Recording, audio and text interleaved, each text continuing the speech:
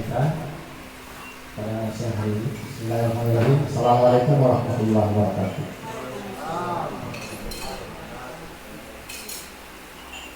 Bapak Ibu sekalian yang saya hormati, puji syukur kita senantiasa panjatkan kepada Allah Subhanahu wa taala karena atas limpahan rahmat dan hidayahnya sehingga kita semua diberikan kesempatan untuk hadir bersama-sama pada siang hari ini guna mengikuti penyebaran pemahaman dan penerapan pengalaman disiplin positif oleh salah seorang teman kita, Pak Aswan, yang saat ini sementara mengikuti pendidikan calon guru tunggal.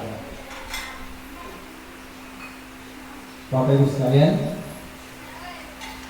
terkait disiplin positif ini penting memang untuk kita pahami dan selanjutnya kita terapkan, bukan hanya menjadi penerapan di sekolah, tetapi ini juga penting untuk kita terapkan buat diri kita pribadi di kehidupan kita di luar sekolah, dalam keluarga termasuk ya, dalam mendidik anak-anak kita atau mungkin yang sudah bercucu ya, kepada cucu-cucu kita. Disiplin positif ini, pemahaman terkait disiplin positif ini penting untuk kita terapkan guna pembentukan karakter anak kita ke depannya. Nah, bagaimana terkait disiplin positif itu? Nah, ini yang akan di-share, ini yang akan dibagikan oleh Pak Aswan pada kesempatan siang hari. Saya kira tidak perlu berlama-lama, langsung saja kita persilakan bersama Pak Aswan untuk memaparkan materinya. Untuk itu, waktu dan tempat diberikan. Sekian dari saya. Wassalamualaikum warahmatullahi wabarakatuh.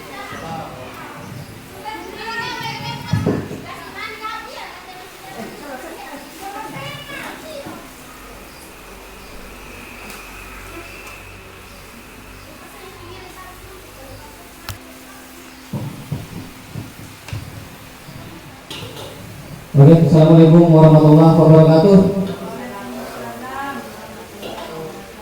Alhamdulillah, wasyukurillah, wassalatu wassalamu ala rasulillah wa ala alihi wa sahbihi wa ala amada.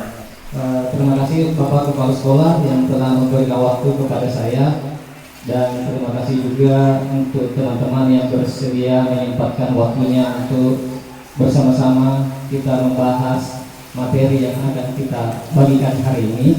Jadi di sini yang saya akan mau sampaikan itu adalah menyebarkan pemahaman dan penerapan pengalaman budaya positif. Ya, kira-kira apa gitu nah panjang manunya. Panjang kamu ini judulnya.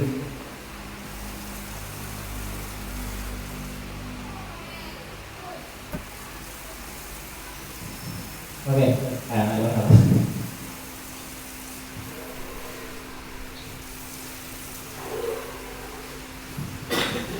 kalau baru belum bisa dikuasai.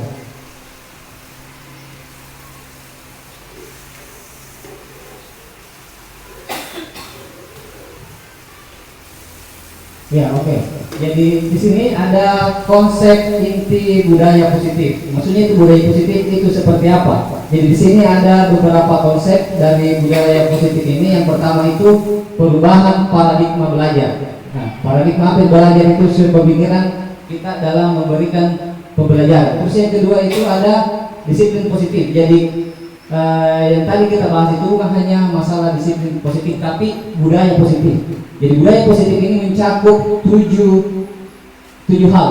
Nah, ini yang pertama perubahan paradigma, disiplin positif. Yang ketiga kebutuhan dasar manusia. Yang keempat motivasi perilaku manusia. Dan yang kelima posisi kontrol guru.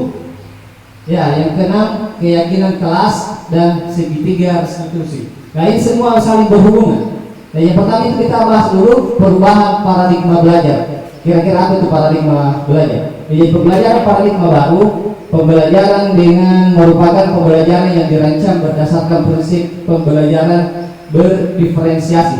Seperti yang kita telah lakukan sebelum-sebelumnya ini kan pembelajaran berdiferensiasi ini. Berarti itu adalah pembelajaran paradigma baru. Ya, karena sebelum-sebelumnya itu tidak ada. Jadi paradigmanya berganti menjadi pembelajaran berdiferensiasi. Ya, saya kira ini sudah jelas. Yang kedua, disiplin positif. Apa itu kira-kira disiplin positif? Nah, di sini disiplin positif adalah cara untuk memantik semangat siswa untuk belajar tanpa memberikan penghargaan ataupun hukuman. Ya, ini yang menarik untuk dibahas. Karena selama ini ketika siswa kita melakukan pelanggaran, kira-kira diapain Pak? Di sini kira-kira kalau ada siswa yang melanggar, diapain dulu itu sesuai? Dihukum. Kalau misalnya siswa ini bagus ki, rajin nih, diapain kira-kira?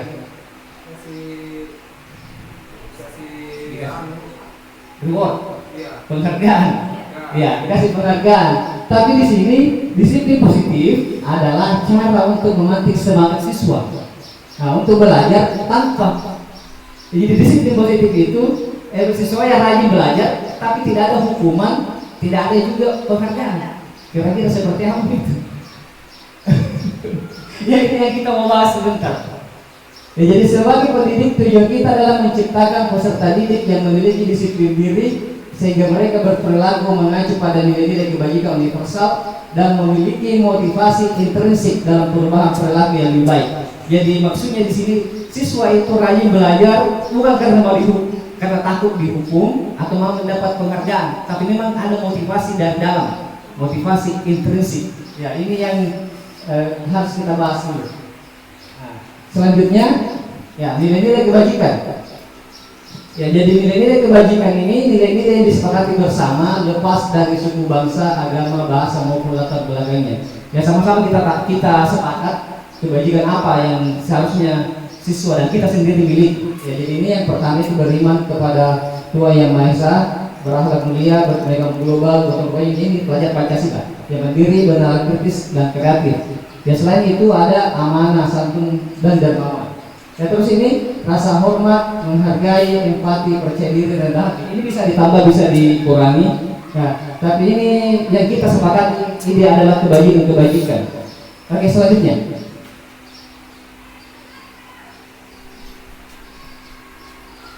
Ya, kebutuhan dasar manusia. Ya, kira-kira kebutuhan dasar ini bukan masalah siswa saja, tapi semua manusia punya kebutuhan dasar. Ya, kira-kira apa ini kebutuhan dasar ini menurut Bapak Ibu? Kira-kira apa Nas kebutuhan dasar kita sebagai manusia? Sehat, ya. Oke. Coba tuh kalau sekolah ya, apa kira-kira kebutuhan dasar kita sebagai manusia Pak? Ya, oke. Terima kasih. Oh ya, pasti ada sempurna. Iya, bisa jadi seperti itu ya. Kira-kira bisa apa kita kebutuhan dasar kita sebagai manusia?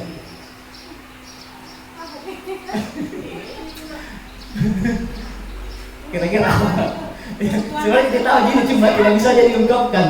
Ya, jadi kita cek kira-kira kebutuhan dasar manusia itu seperti apa.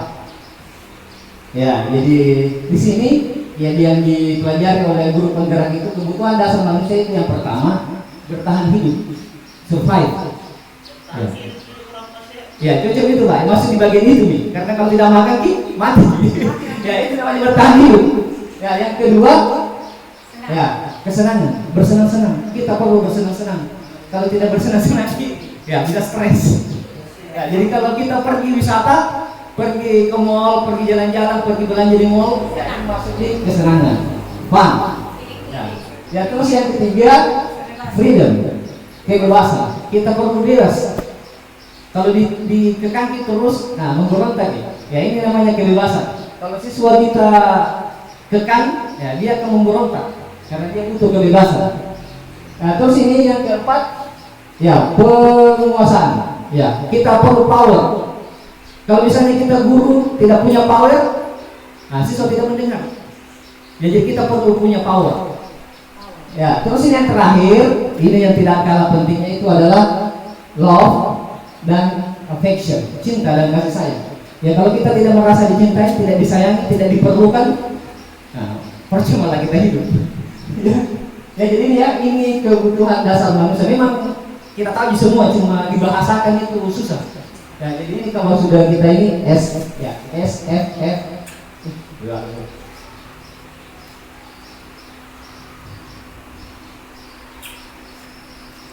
Ya, SFFPL kalau bahasa Inggrisnya. Oke, selanjutnya. Ya, ini motivasi perilaku manusia. Jadi perilaku manusia itu ada dua motivasi. Ada yang motivasi internal, ada yang eksternal. Ya, faktor luar dan dalam. Kalau faktor dari luar, kita melakukan sesuatu itu karena untuk menghindari ketidaknyamanan atau hukuman. Jadi siswa datang ke sekolah ya karena untuk menghindari hukuman. Nah, terus ada juga untuk mendapat keimbangan atau penghargaan dari orang lain. Ya, kita melakukan sesuatu karena mau mendapat imbalan atau penghargaan. Itu faktor eksternal. Faktor dari luar, kita bekerja karena mau dapat gaji, mau menghidupi keluarga kita. Itu faktor eksternal. Tapi kalau kita misalnya bekerja, nah, untuk menjadi orang yang mereka inginkan menghargai diri sendiri dengan nilai-nilai yang mereka percaya. Jadi itu faktor internal. Jadi kita melakukan sesuatu karena kita percaya bahwa melakukan itu kita akan menjadi orang yang berarti. Ini seperti sukarelawan. Ya, kita membantu orang. Ya, kita melakukan itu karena faktor internal. Oke. Ya, selanjutnya kita lanjut. Ya, konsep disiplin dengan identitas gagal. Jadi kalau kita ada hukumannya, ada pelanggaran, berarti disiplin ini adalah identitas gagal. Jadi pasti menjadi gagal. Ya, kalau kita melakukan ada siswa yang melakukan pelanggaran, terus kita berikan hukuman, itu sudah pasti gagal. Gagal ilmunya. Menurut dari penelitian ini berdasarkan penelitian yang dilakukan oleh saya, siapa namanya itu. Jadi ada penelitiannya. Jadi kalau bisa kita mau bantai ini, kita harus lakukan penelitian ulang. Nah, jadi ini kenapa dikatakan gagal? Karena ketika kita memberikan hukuman, maka hukuman itu akan menyebabkan sakit, rasa sakit. Ya, rasa sakit kepada siswa. Nah, tidak nyaman. Ya, murid juga akan takut, memaksa. Ya, murid menyembunyikan kesalahan. Jadi biasa kalau siswa tidak mengakui kesalahannya, ya dia sembunyikan sekuat sebisanya dia. Nah, atau bisa juga disalahkan orang lain untuk kesalahan yang dia buat. Ya, maka bisa juga fitnah gurunya. Ya, terus dampaknya juga murid menjadi rendah diri. Ya, terus ini yang biasa sebenarnya saya laksanakan, itu memberikan reward kepada siswa. Ya, biasa saya kasih smile terus ditukar dengan hadiah-hadiah, pulpen apa, katanya itu juga tidak bagus sebenarnya. Tidak bagus dalam jangka waktu panjang. Karena akan mengakibatkan rasa ini seperti ini, tidak efektif. Ya, merusak hubungan, ada sifat iri. Kalau ada siswa yang dapat, siswa yang lain yang gapai yang keterima. Ya, ini merusak hubungan juga. Terus mematikan kreativitas.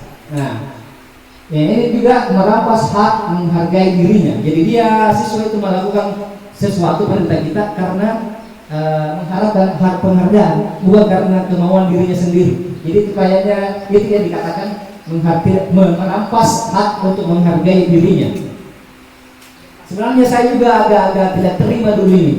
Saya tidak bisa terima ini karena saya sering melakukan reward kepada siswa dan menurut saya itu bagus, tapi ternyata memang ada penelitian yang membuktikan bahwa hal itu tidak efektif.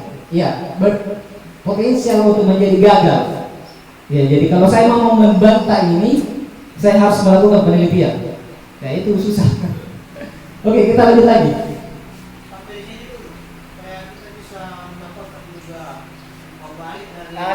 Iya, sebentar Pak, ada saat sebentar fasenya saya ada umpan baliknya. Ada pas di sini.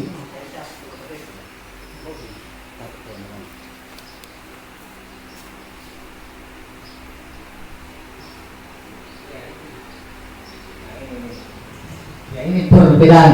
Ini kasus siswa memakai sendal di lingkungan sekolah pada saat yang pelajaran sedang berlangsung. Jadi hukumannya ini, guru menghukum siswa lari dari lapangan. Jadi misalnya begini, siswa datang terlambat, siswa disuruh membersihkan WC, kan biasa begitu Pak, atau disuruh lari-lari, atau dijemur di bawah bendera, biasa begitu. Kan tidak ada hubungannya dong antara pelanggaran dengan hukuman yang diberikan, biasanya begitu, tidak ada hubungannya. Nah terus ini hukumannya membuat kita guru marah dan murid takut. Terus konsekuensinya ini, guru memberikan konsekuensi untuk tinggal di kelas saat istirahat. Jadi selama 10 menit. Jadi ini anak-anak tidak boleh keluar dari kelas selama 10 menit karena melakukan pelanggaran. Ya terus guru tegas dan siswa menghormati peraturan. Ini kalau konsekuensi. Terus yang ini restitusi. Ini yang kita sebentar mau bahas tentang restitusi. Ya restitusi itu penggantian. Apa yang diganti? Misalnya guru menanyakan kembali keyakinan kelas dan membantu menyelesaikan masalah. Terus guru terbuka dan siswa menghormati dirinya dan orang lain. Ya, sejauh ini mungkin ada yang mau ditanyakan atau mau disampaikan Pak? Ya, sebentar. Ya, jadi ini sebentar ini yang kita mau dalami ini tentang restitusi. Ya sejauh ini, karena memang di sini belum jelas apa itu restitusi.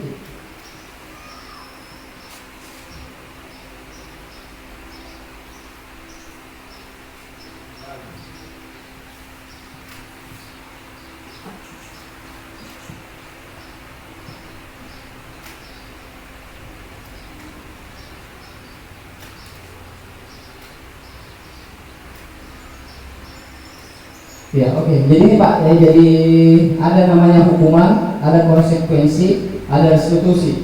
Jadi kalau kita ada siswa melanggar kita hukum, ini dampaknya. Kalau ada siswa yang kita melanggar, ada konsekuensinya seperti ini, dan ada namanya restitusi. Atau kita lanjut dulu. Ada tanggapan Pak?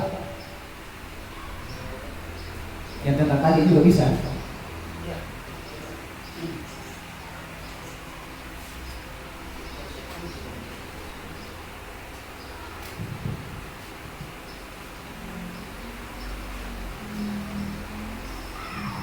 Ya, jadi ini konsep disiplin dengan identitas sukses. Kalau tadi itu identitas gagal dengan hukuman dan reward, penghargaan. Kalau ini konsep disiplin dengan identitas sukses adalah konsekuensi. Ada konsekuensinya. Kalau kamu melanggar, ya kamu akan diam di kelas selama 10 menit, tidak boleh keluar. Ya, kamu melanggar, kamu tidak ikut pelajaran itu selama 1 minggu. Nah, seperti itu namanya konsekuensi. Terus dampaknya kalau ada konsekuensi ini, ya penguatan jangka panjang, jangka pendek. Itu topi baru berdampak. Selanjutnya biasa begitu lagi, kembali lagi. Terus perlu monitoring berkelanjutan, harus selalu di monitor. Ya, terus kehilangan waktu untuk merenungi kesadaran. Tidak ada dampak untuk merenungi kesalahan karena kita tidak memberikan waktu untuk merenungi kesalahannya. Tapi ketika kita menggunakan restitusi, ya ini restitusi yang tadi dibahas, ya jadi kalau ada restitusi itu murid bertanggung jawab untuk perilakunya. Ya. Terus fokus pada pemecahan masalah jangka panjang, murid menghormati dirinya dan orang lain, murid bersemangat untuk memperbaiki kesalahan. Ya ini yang kita sebenarnya belum bahas ini. Apa itu restitusi? Kenapa ini ada di sini? Coba kita lanjut dulu. Ya ini yang tadi restitusi, guru menanyakan kembali keyakinan kelas dan membantu menyelesaikan masalah.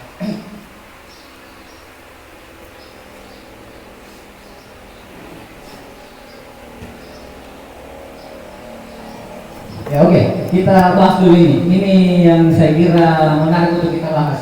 Kira-kira posisi kontrol kita sebagai guru, kita berada di mana ini? Apakah sebagai penghukum, pemantau temannya, atau pembuat rasa bersalah, atau manajer? Kira-kira yang kita sebagai guru berposisi sebagai apa? Posisi kontrol sebagai apa? Apakah sebagai menghukum? atau sukanya memantau dilihat dulu, ataukah kita sebagai temannya? Pemantau. Jadi dilihat dulu kalau ada pelanggaran dicatat, nanti dikumpulkan. Ya. Ya tidak langsung ngomong. Kira-kira Panas kita sebagai, saya kira Panas mungkin sering sebagai teman. Kalau saya ya itu di teman. Ke teman ya. Kalau Pak Sahar kira-kira cenderung pemantau. Jelas dulu tahu bagaimana itu. Bagus banget ada di penjelasan. Ini perkiraan dulu. Perkiraannya kira-kira posisi seperti apa kita saat ini. Kalau di Siala ya, kira-kira sebagai apa gini di sini kita? Penghukum, pemantau, atau teman? Teman. Ya, jadi tidak ada yang mau jadi penghukum. Tidak ada nih. Ya karena perasaan kita juga tidak mau jadi penghukum. Nah, kira-kira apa itu penghukum? Nah, kalau ini penghukum, ya ini biasa dibilang. Kamu sudah melanggar peraturan. Sana berdiri di depan kelas. Sana bersihkan WC, sana berdiri di bawah bendera. Ya terus kalau kita sebagai pemantau, ya ini, ini dicatat. Nah awas nah begitu tuh. Terima kasih kalau ini dicatat ini. Nah, nanti kamu kalau dapat lagi nih, awas ya begitu ya.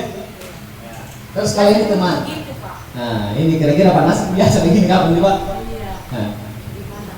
Kita mau tahu apa melanggar sih? Mau jangan lagi melanggar nih? Ya, kira-kira begini ya. Besok datang cepat. Ya, jadi kayak serasa sebagai teman. Nah, terus ini tempat tidak ada kayaknya di sini terus seperti ini ya. Membuat rasa bersalah. Mengapa untuk apa ya? Bikin stres ya. Sehingga mau tidak dibahas. Ada ya jadi kalau berarti kita sering berkata begini berarti kita membuat rasa bersalah kepada siswa. Ngapa mungkin kena stres pada pikir kalau malah tensi ya. Atau ini yang kelima, manajer. Sebagai manajer ya, kamu tahu apa kesalahanmu? Kalau manajer itu dia tanya dulu siswa ini kenapa salahmu? Nah, kira-kira kalau kamu salah begini, apa yang melanggar kalau begini? Nah, terus kalau mengetahui apa yang melanggar, apa yang harus kita lakukan? Ya, jadi ini bagaimana kita perbaiki kesalahan, jadi dia dulu dicerita. Nah, baik-baik, dia tidak sadar kesalahannya, baru kita lanjutkan solusinya menyelesaikan masalah. Jadi kira-kira dari 5 ini, yang mana paling bagus? Ya manajer ya.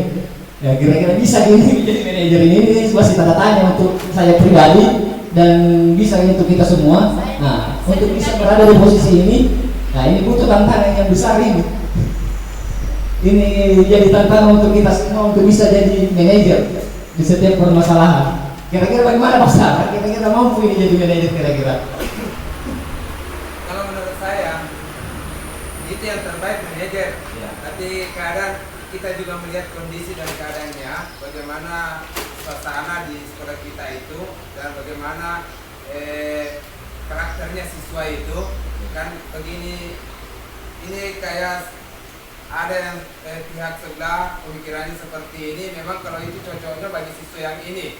Ada juga siswa karakternya seperti ini. Jadi kalau misalnya kalau kita hanya mau melakukan seperti itu, dan ini sudah jadi penelitian saya pribadi. Saya pribadi ini saya bercerita di sekolah sini di SMP Hombes ini sudah beberapa tahun kita mengajar di sekolah ini. Karakternya siswa di sini bermacam-macam. Ada yang karakter yang memang membutuhkan guru yang sebagai manajer. Ada juga karakternya siswa membutuhkan guru sebagai teman.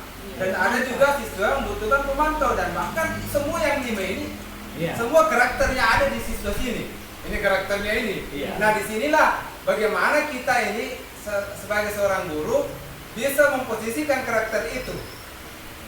Udah, menurut saya seperti itu, Pak. Ya, betul. Ya, jadi memang setiap siswa itu bermacam-macam karakternya, dan berdasarkan ini penelitian juga. Jadi ini posisi tertinggi dalam menyelesaikan masalah itu di manajer. Nah, berarti kalau kita sudah bisa di posisi ini, tidak ada lagi di atasnya, itu sudah mentok ini. Ya, ini yang terbaik menurut itu penelitiannya. Nah, oke, kita lanjut ke pembahasan selanjutnya. Ini sisa beberapa lagi. Ya, ini yang sebelum kita ke tadi yang 5 itu metode, kita buat dulu ini keyakinan kelas. Ini yang selalu digaungkan ini. Kalau maksudnya PPP pasti ada itu keyakinan kelas. Jadi bukan lagi peraturan kelas. Nah, kenapa keyakinan kelas? Ya, mengapa bukan peraturan kelas saja? Kira-kira apa bedanya ini, Bu? Peraturan dengan keyakinan. Kira-kira apa bedanya, Pak? Kalau peraturan, Ya. Saya tambah lagi sedikit pemahaman saya. Kalau peraturan itu artinya bisa saja dia melanggar. Itu kalau peraturan artinya tidak menyentuh dalam hatinya, tidak kuat. Tapi kalau keyakinan itu, kalau kita berbicara agama itu sudah termasuk keimanan yang kuat, keikhlasannya itu sudah kuat, sehingga untuk melaksanakan pembelajaran yang lebih bagus itu yang bagus ditanamkan dalam keyakinan. Kalau hanya cuma peraturan itu pelanggaran banyak kalau peraturan. Jadi itu yang membedakan keyakinan dengan peraturan. Kalau peraturan itu senantiasa dilanggar, tapi kalau yang keyakinan itu tidak akan ada pelanggaran kalau keyakinan. Terima kasih dari saya. Ya, oke. Ya, seperti itu, Pak, ya. Jadi peraturan kelas itu sebenarnya begini, Pak. Peraturan itu biasanya kita yang buat atau sekolah yang buat. Ya, dan tidak melibatkan siswa. Kan biasanya kita tidak libatkan siswa dalam membuat peraturan. Makanya ketika kita tidak libatkan, nah itu tidak akan ada kesadaran, kalau saya buat, tidak buat saya mau begitu. Nah, tapi kalau keyakinan kelas, ini kita suruh siswa yang buat. Kita buat sama-sama. Kita ajukan saran-saran begini-begini, poin-poinnya seperti ini. Nah, nanti kita sepakati dengan siswa. Nah, jadi ketika dia membuat pelanggaran, kita ingatkan kembali. Ingat di keyakinan kelas kita apa? Nah, apa yang kita telah sepakati itu di keyakinan kelas, ya, apa yang telah kita sepakati di keyakinan. Nah, kamu ingat itu. Jadi akan ada timbul rasa bersalah karena memang dia yang buat. Ya, kenapa melanggar? Karena kamu sendiri yang buat. Ya, jadi ini perbedaan antara keyakinan kelas dengan peraturan kelas. Nanti apakah pernah ada yang selain Desi yang kayaknya sering lagi bikin keyakinan kelas? Apa perbedaannya itu keyakinan kelas dengan kesepakatan? Iya, karena selama ini kita jalankan itu kesepakatan. Ya, tapi ini bahasa barunya ini keyakinan kelas. Iya. Karena ini lebih menyentuh karena keyakinan. Iya, tapi pemahamannya sebenarnya sama gitu. Ya, sama juga. Sama aja sebenarnya isinya juga sama, cuma istilahnya yang diubah. Jadi keyakinan lebih mengena, lebih mendalam. Selama ini waktu kita mulai diobservasi sama Bapak kan kita sudah mulai menjalankan itu kesepakatan kelas. Bukan kita yang membuat sendiri aturan, tetapi kita bertanya apa kira-kira kesepakatan kelas yang artinya mereka setuju saat kita juga urus setuju. Jadi itu yang kita catat di papan. Oh, yang poin pertama kesepakatan kelasnya kita apa begitu. Ya betul. Jadi itu kesepakatan kelas. Ya diubah jadi keyakinan kelas. Ini versi terbarunya. Iya, Ya, bahasanya Iya. lebih menyentuh itu. Ya, lebih mendalam. Lebih halus. Ya, lebih mendalam lagi. Tidak akan dilanggar. Ya, karena memang yakin. Ya. Oke, selanjutnya.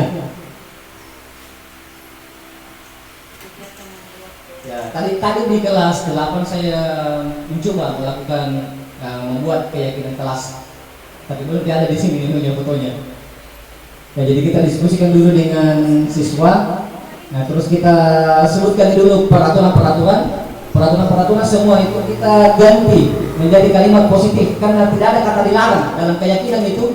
Tidak ada dilarang membawa HP, dilarang ribut. Nah, tapi membawa HP diubah menjadi kalimat positif. Ya, menggunakan HP ketika dibutuhkan. Jadi bukan kata dilarang menggunakan HP. Nah, atau dilarang ribut, menjaga ketertiban. Seperti itu, berpakaian yang sopan, ya seperti itu. Oke, kita lanjut.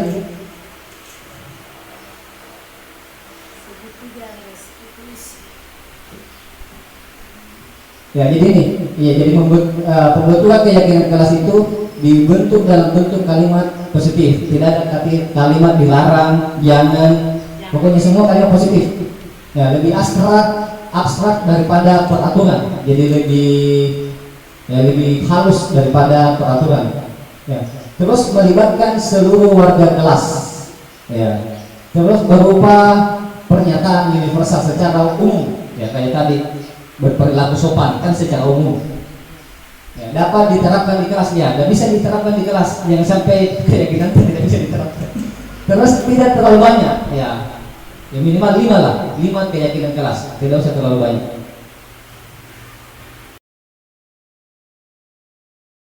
Membuat keyakinan kelas.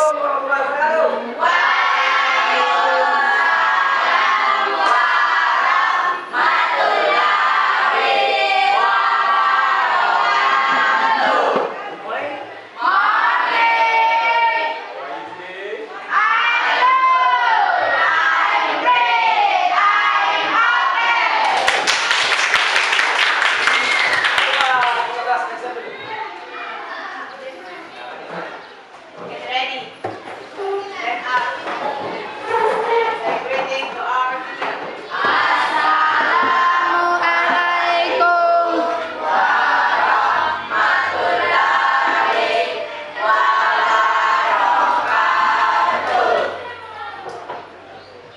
Sit down.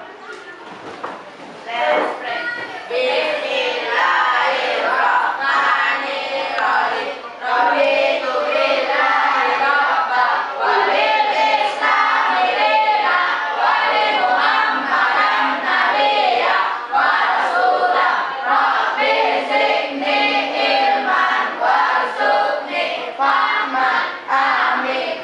Okay, good. Morning, my student. How are you? I'm good. Morning, my student. How are you? I'm great. Morning, my student. How are you? I'm okay. Morning, my student. Good morning, my teacher. Good morning, my student. How are you? I'm good. I'm great. I'm okay. Oke, jadi hari ini sebelum mulai pelajaran, saya punya satu pertanyaan. Ini mengenai peraturan kelas. Punya peraturan kelas? Pernah buat? Ya, oke. Sekarang saya mau tanya, kira-kira peraturan kelas ini penting atau tidak? Ya, oke, kalau peraturan kelas itu penting, coba saya mau tahu peraturan kelas itu seperti apa? Nah, saya punya di sini post-it, silakan diisi. Kalian tulis di peraturan kelas yang kira-kira menurutmu pernah ada di kelas. Kebersihan. Ya, coba tanya. Kau tidak menulis di saya. Sana bawa.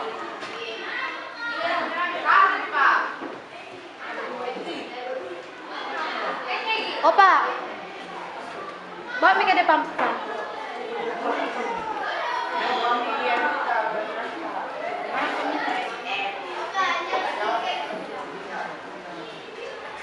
Satu di Pak. Apa lagi? Bahasa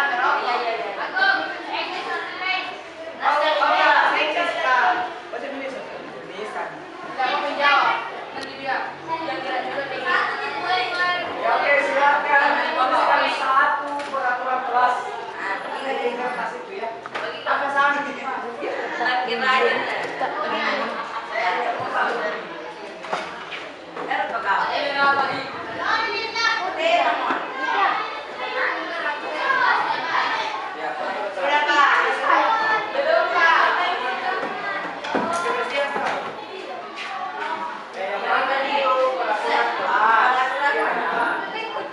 Saya kasih contoh ya. Misalnya peraturan kelas itu contohnya misalnya ya, yang ribut. Ya, contohnya. Satu dia, Pak.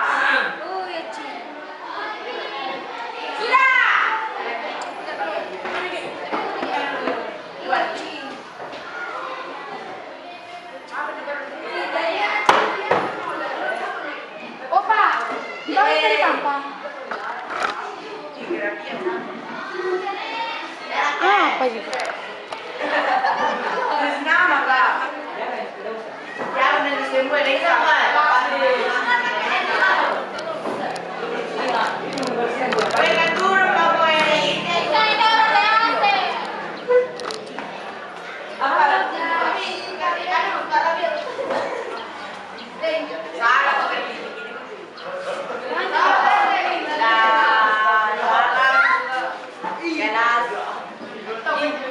Kita lanjut lagi dari keyakinan kelas ini. Kita akan pilih, kita akan pilih keyakinan yang akan kita terapkan untuk pembelajaran kita mulai hari ini dan seterusnya sampai kalian selesai di sekolah ini. Ya. Pak, ini akan kita pakai selamanya kalian di sini sampai kalian selesai di sini. Ngerti? Ngerti. Ya, jadi keyakinan kelas ini ya lima lah. Coba kita lihat. Ya, ini menjaga kebersihan kelas. Bisa sepakat ini? Bisa. Ya, oke. Ya. Terus yang kedua, meminta izin sebelum keluar kelas, meninggalkan kelas. Nah, bisa. Betul. Ya. Minimal 1 kali.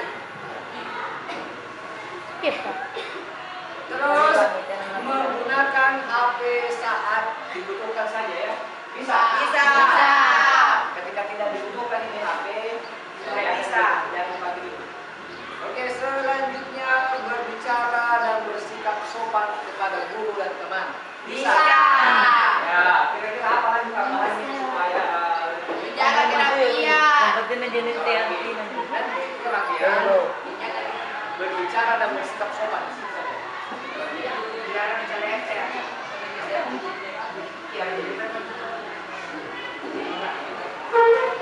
Ya, yang ditambahkan di sini adalah kita lihat dulu nomornya. Ya, nomornya nomor 2, 3, 4, 5. Nomor 1 itu datang Tepat waktu. Bisa nih. Bisa. Nah, jangan sampai saya sudah ada di dalam, kalian masih di luar. Ya, aku Membersihkan meja. nanti ada lah sanksinya. Nanti ada lagi. Nanti lagi dibahas. Ya, pokoknya ini ya. Coba kita ulangi dulu pertama. Apalagi keyakinan kelas?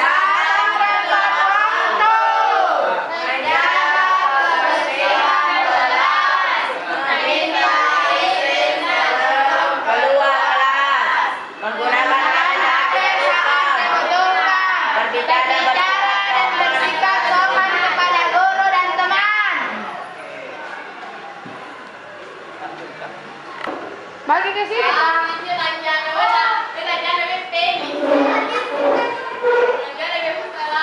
Bagi ke situ.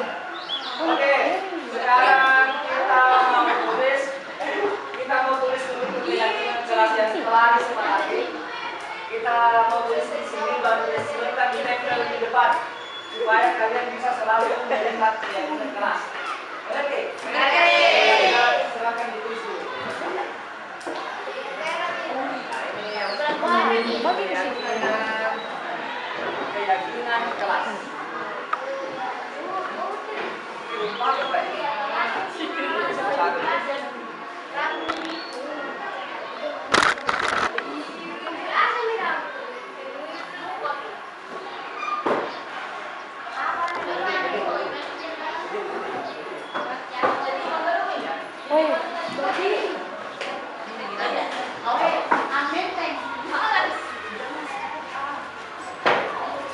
Kalau kau, ikannya bertahan.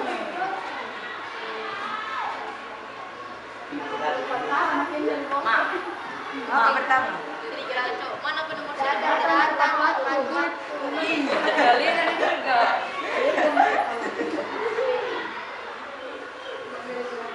Yang bertahan. Sudah apa, Pak? Meninggalkan kelas. Ya. Ya ingat ini keyakinan kelas itu bisa berubah-ubah ya. Tergantung kondisi. Kalau ada sesuatu yang salah akan kita revisi lagi.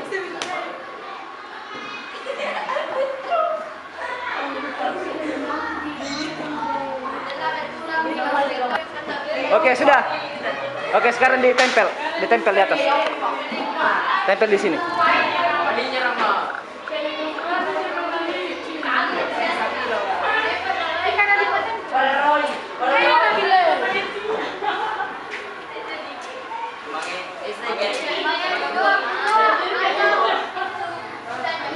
saja, ya.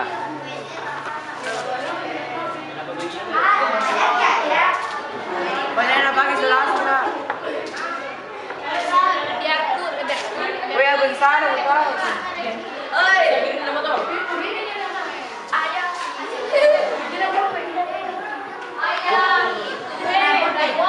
Tarik saja, tarik.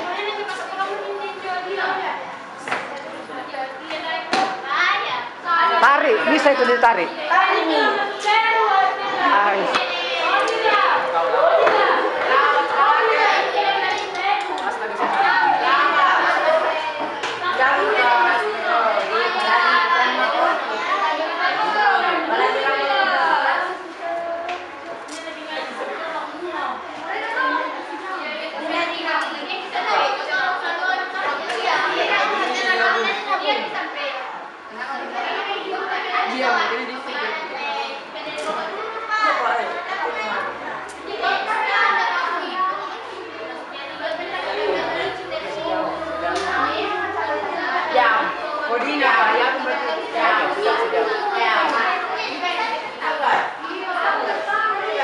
Ya, oke. Jadi hari ini kita sudah memiliki keyakinan kelas ya.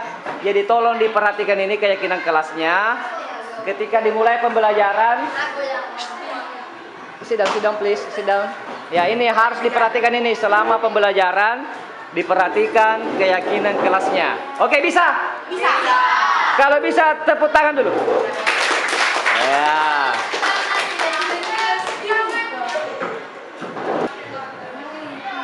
Ya, oke, selanjutnya. Nah, cuma anak ini bukunya ya. Jadi karena keyakinan kelas kita telah sepakat, karena kita buka dulu bukunya. Saya punya 2 pertanyaan. Apa?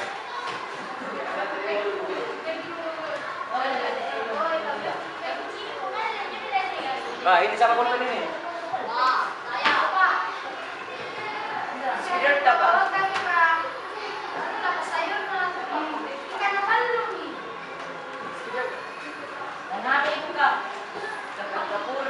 Oke, sekarang sudah ada dulu. Ya, pertanyaannya begini. Nomor 1.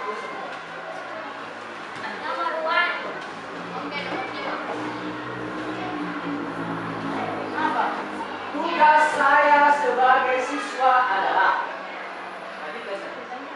Tugas saya sebagai siswa adalah apa? Ya, tulis. Apa tugasmu sebagai siswa? Apakah belanja ke pasar? Tulis menjawab apa? Ya, tulis jawabannya. Jawabannya bisa 5, bisa 10, bisa 100.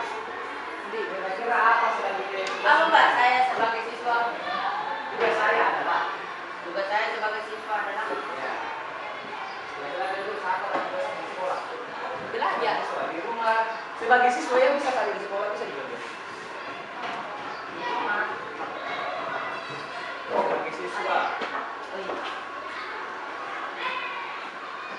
Indonesia tinggi apa memang apa? Yuk. Tugas saya sebagai siswa adalah jawabnya apa?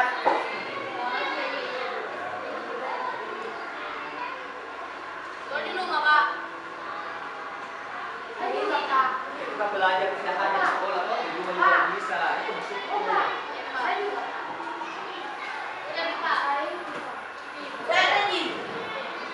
Saya banyak-banyak yang bisa kamu tulis. Ya. Apalagi kira-kira?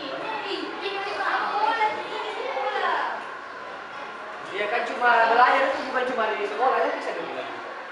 Berarti belajar tadi sudah ada bisa di sekolah.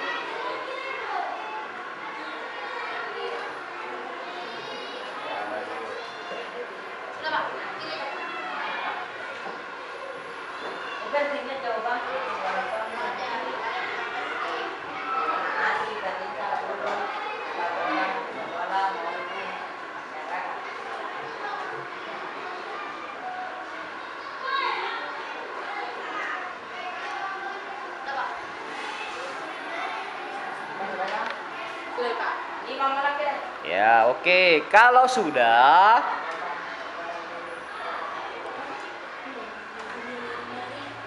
pertanyaan kedua.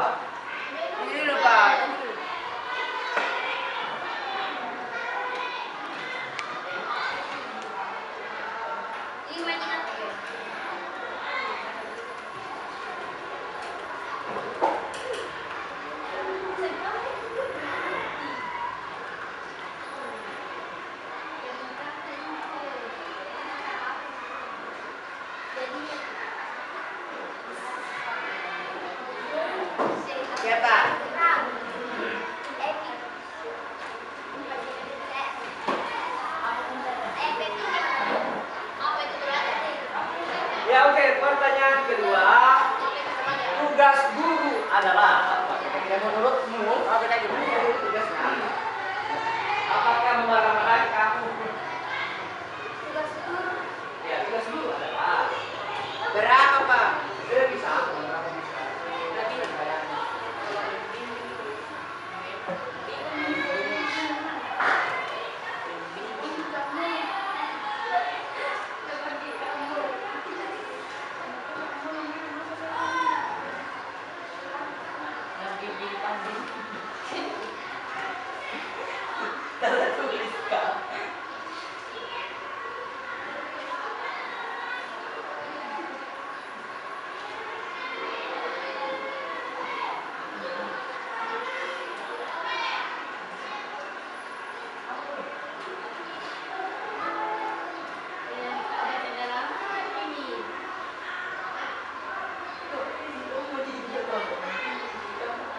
Itu mengajar, nanti bilang mengajar siswanya.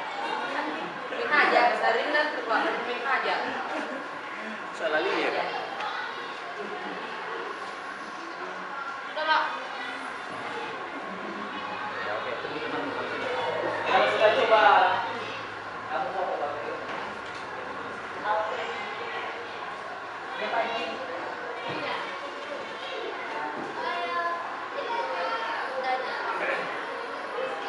Oke, kalau sudah semua, coba ditulis dulu keyakinan kelas di atas di bukunya, di depan, paling depan, sampingnya.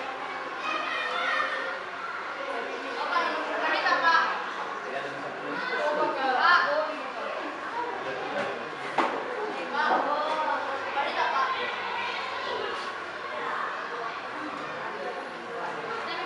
Ya, tulis dulu keyakinan kelas.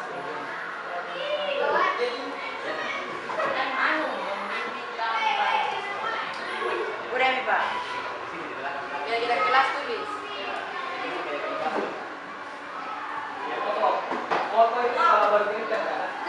Apa yang pergi supaya yang dibaca? Ya. Mengajar. Nasihat. Keyakinan kelas itu sama itu tugas siswa.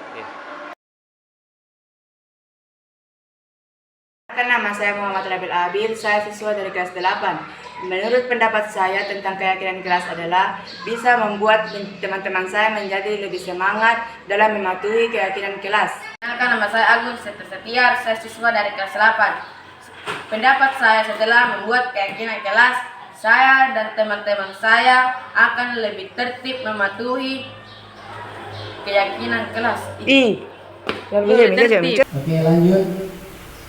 Ya, ini segitiga restitusi.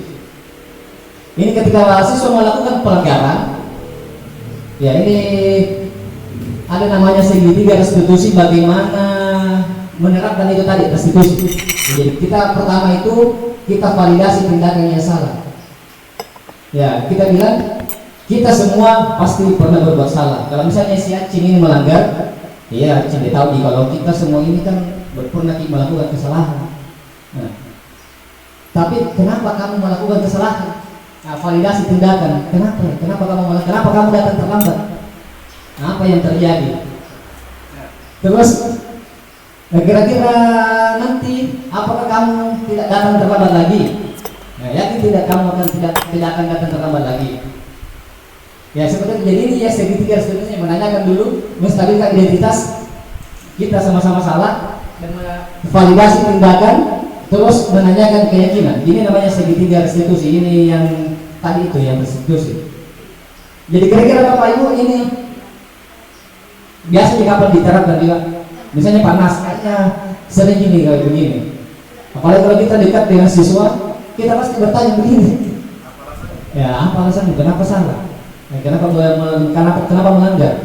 Ya jadi seperti ini. Ya kayaknya sering dilakukan. Cuma kita belum tahu istilahnya. Nah, jadi itu namanya segitiga restitusi. Tanya dulu, distabilkan dulu pelanggarannya, divalidasi, terus ditanyakan solusinya, keyakinannya, apakah bisa berubah atau tidak. Jadi tidak serta-merta dihukum. Nah, mungkin ada tanggapan dari Bapak Ibu? Ada tanggapannya?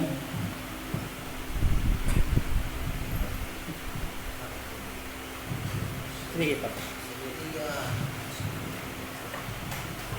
Ya, Bapak Ibu, terima kasih Pastor. Mohon maaf saya sambil sibuk membuat pengumuman karena dia ada Fitri yang membuat pengumuman untuk siswa. Terkait tadi kesepakatan kelas dan keyakinan kelas. Nah, kalau saya kesepakatan kelas itu dia lebih teknis, lebih detail. Sedangkan keyakinan kelas itu dia lebih bersifat umum, bersifat universal. Ya, jadi seperti kalau kesepakatan kelas wajib menggunakan pakaian seragam. Kalau di keyakinan kelas itu tidak sedetail itu, tidak sedetail itu. Kalau kesepakatan kelas menggunakan HP jika dibutuhkan. Kalau keyakinan kelas ya tidak disebutkan secara detail seperti itu. Nah, tetapi dia lebih bersifat seperti tadi dikatakan Pastor bahwa misalnya menjaga nilai-nilai sopan santun, bertanggung jawab terhadap setiap tugas yang diberikan. Jadi kalau sudah dikatakan bertanggung jawab terhadap setiap tugas yang diberikan, ya termasuk tugas membersihkan kelas. Jadi tidak perlu lagi disebutkan di keyakinan kelas bahwa setiap siswa wajib membersihkan kelas setiap hari sesuai jadwal kebersihannya, tetapi cukup dikatakan setiap siswa wajib bertanggung jawab terhadap tugas-tugas yang diberikan. Saya kira itu. Terima kasih. Ya, terima kasih Pak atas tanggapannya. Mungkin ada yang lain? Ya, kalau tidak ada, mungkin kita bisa akhiri saja.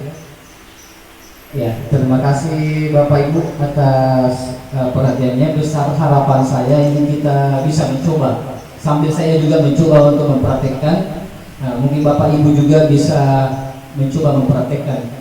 Kenapalah gunanya saya ikut guru penggerak kalau saya tidak bisa berbagi yang saya dapatkan. Nah, ya kita ya berbagi hal-hal baik. Ya, kalau ada hal-hal yang baik ya bisa kita coba lah. Oke, demikian Bapak Ibu. Kita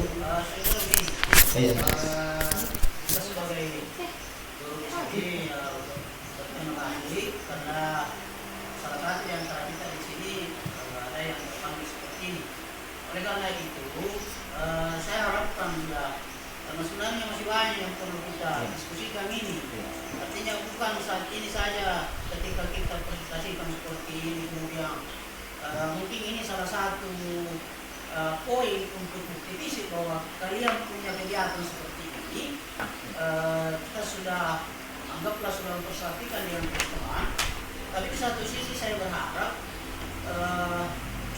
saya melihat di luar pinggir-pinggirnya ini apa yang kalian ini. Jadi saya mohon kepada kalian setiap pada waktu senja kita adakan pola-pola diskusi seperti ini.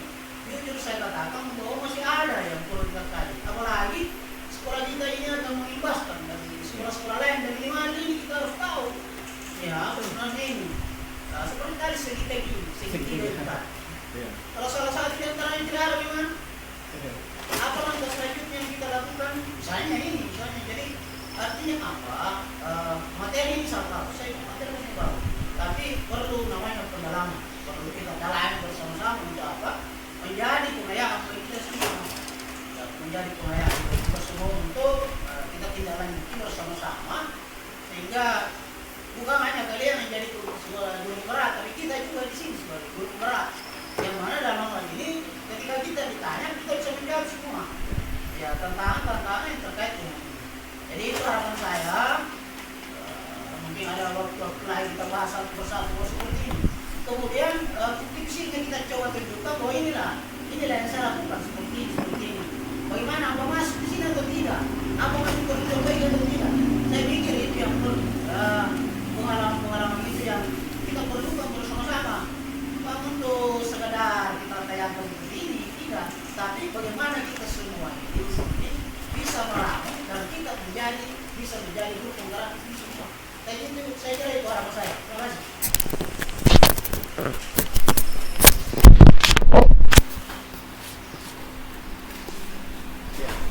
Ya betul sekali Pak. Ya, memang saya tujuannya begitu. Jadi ini sebenarnya hanya langkah awal. Ya langkah awal, gambaran awal. Ini yang akan kita lakukan ke depan. Ya memang karena kita ini keterbatasan waktu, karena saya juga gelisah nanti kalau terlalu lama. Nah jadi kita tidak bisa mendalami ini. Jadi akan ada waktu, misalnya ini akan ada waktu di Kombel. Nah ini segitiga restitusi. Karena beberapa hari yang lalu saya praktekkan. Ya saya dulu sebenarnya juga belum sementara proses praktek. Saya belum tahu hasilnya. Dan itu yang akan saya bagikan ketika saya sudah ada punya hasilnya. Nah jadi ini sebenarnya ini langkah awal saya mau lakukan dan mengajak Bapak Ibu untuk ikut melakukannya juga. Nah jadi nanti tentu akan ada follow up dari apa-apa yang kita bahas hari ini. Ya oke, mungkin demikian. Tidak ada lagi Bapak Ibu tanggapannya. Oke, kalau tidak ada, terima kasih atas perhatian Bapak Ibu. Semoga apa yang kita diskusikan hari ini bernilai ibadah dan mampu membuat kita lebih baik lagi. Amin. Terima kasih dan wassalamualaikum warahmatullahi wabarakatuh.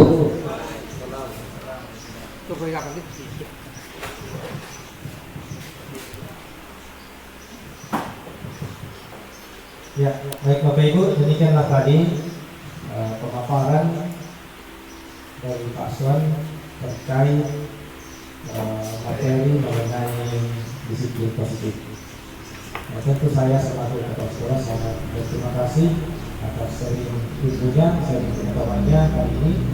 Mudah-mudahan seperti tadi yang disampaikan oleh Pak Nas, di waktu-waktu yang akan datang kita tetap melanjutkan kegiatan seperti ini dan bisa lebih banyak lagi waktu yang kita gunakan untuk mendalami atau memperdalam terkait materi yang disampaikan. Nah, tadi ada satu materi yang cukup menarik, saya kira kita bahas bersama, itu segitiga restitusi. Bagaimana kita menangani siswa ketika ada yang melakukan kesalahan atau pelanggaran. Disitulah di segitiga restitusi itulah kita bisa mengatakan apa yang harus kita lakukan terlebih dahulu, setelah itu apa, setelah itu apa. Nah, itu yang harus kita pahami bersama. Ya, ini saya kira itu Bapak Ibu sekalian. Terima kasih lagi Pak Aswan atas sharing pengetahuannya. Semoga apa yang telah dibagikan ini dapat menjadi tambahan ilmu buat kita semua dan menjadi amal jariah buat Aswan. Demikian. Wabillahi taufiq wal hidayah. Wassalamualaikum warahmatullahi wabarakatuh.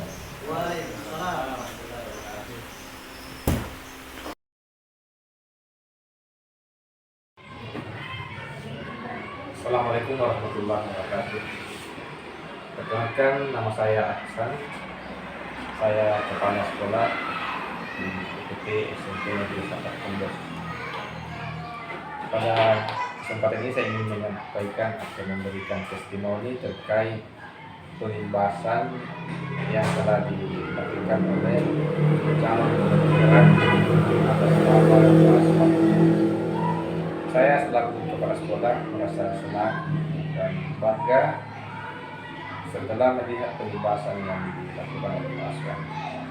Saya bersyukur karena apa yang telah didapatkan oleh Pak Aswan di pelatihan sebagai calon guru penggerak itu bisa dibagikan kepada teman-teman yang lain, sehingga kedepannya diharapkan Pak Aswan ini bisa membawa perubahan yang lebih baik lagi di sekolah kami.